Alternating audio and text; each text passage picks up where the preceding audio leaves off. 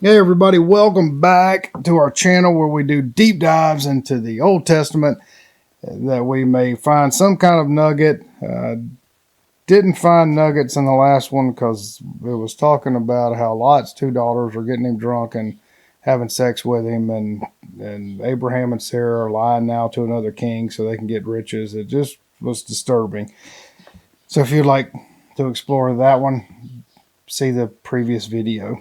And we're going to continue on from my notes in my big journal here on Genesis chapter 20, kind of toward the end. My question is, why does God not punish Abraham and Sarah for lying to this king? They just went to this king, and he's telling another king now that he is Sarah's the sister, he's the brother. She agrees, and this time Jehovah doesn't punish the king like he did the last time. And why not? Like, what's so different? There's no explanation of why this king is different from the previous innocent king. One of them gets punished, one of them doesn't, with no explanation. That is just confusing. So then it goes on in Genesis chapter 21. Says Sarah has a son in her old age. Yeah, because she would. Previous videos where we explore, she's laughing at Jehovah and Jehovah's three guys that are hanging out with him, because it just describes them as these other men with no explanation of who or what they are, and presumably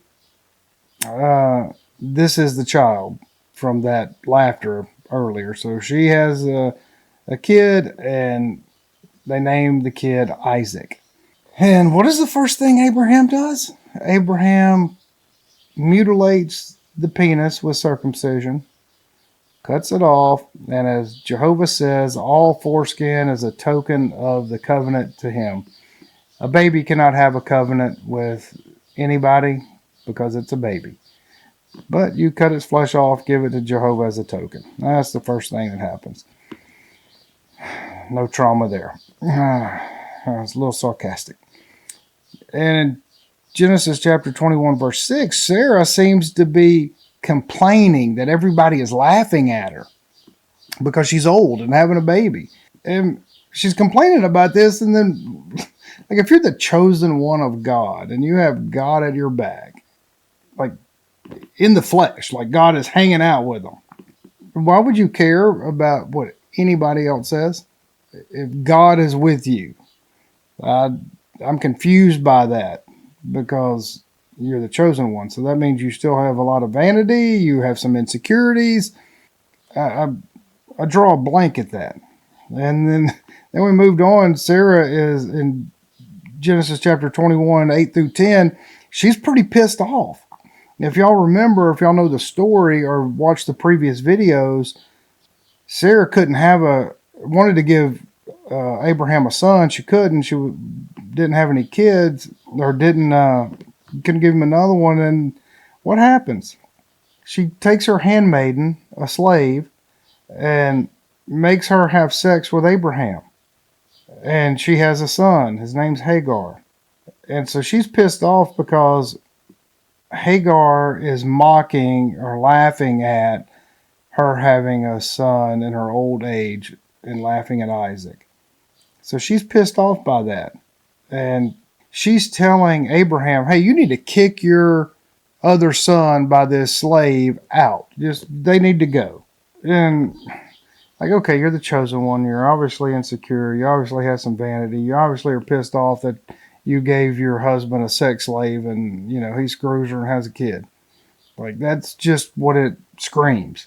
And then so being the chosen one, it's okay that she can, kick out the son from the community. And the first thing is, the first default is to kick him out, instead of, hey, how do we communicate better? How do we solve this issue in this young man, Hagar, to show him to alter his behavior like a good parent would, and say, hey, this is not good behavior, so we can show them the right path. No, none of that. Just kick him out. And then Abraham in Genesis chapter 21, verse 11, he feels like that's wrong. Like, of course it's wrong. And but Jehovah just comes to him. Doesn't say how Jehovah comes to him. He's just there. He's just been hanging out with him a lot. And so he just says, hey, listen to Sarah. Sarah's right. Kick him out. Like, even Jehovah is not encouraging communication so that the mind can see clearly. Like, hey, you don't mock and laugh at your stepmom, or you don't laugh at your half brother. Get it? Just kick them out. And so if they're kicking the boy out, all right. So then it's okay to create more pain and harm in the slave, the sex slave, the handmaiden. Now you're going to separate them, the mom from the son, or are you just kicking both of them out? It just seems pure, unadulterated evil. It seems bad. And if I'm missing something in that, I would love to know your comments. Please leave them. Join the conversation. Ask your own questions.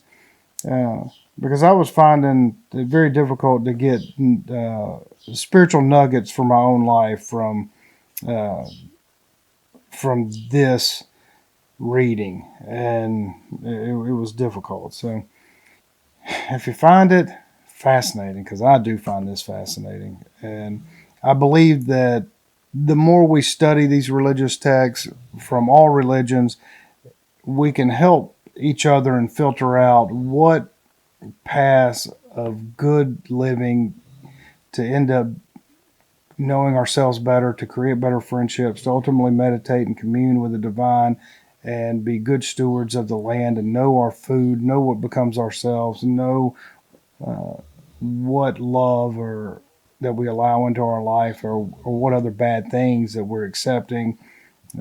We explore all those things at the Mystics of Texas. That's mysticsoftexas.com. And if that appeals to you, come out. We gather every Sunday at 1:15. We'd love to have you here. And that's it. I don't know if y'all can hear my dog snoring over there, but boy, he is getting after it. All right. Well, y'all, thanks for joining us, and we'll see you next time.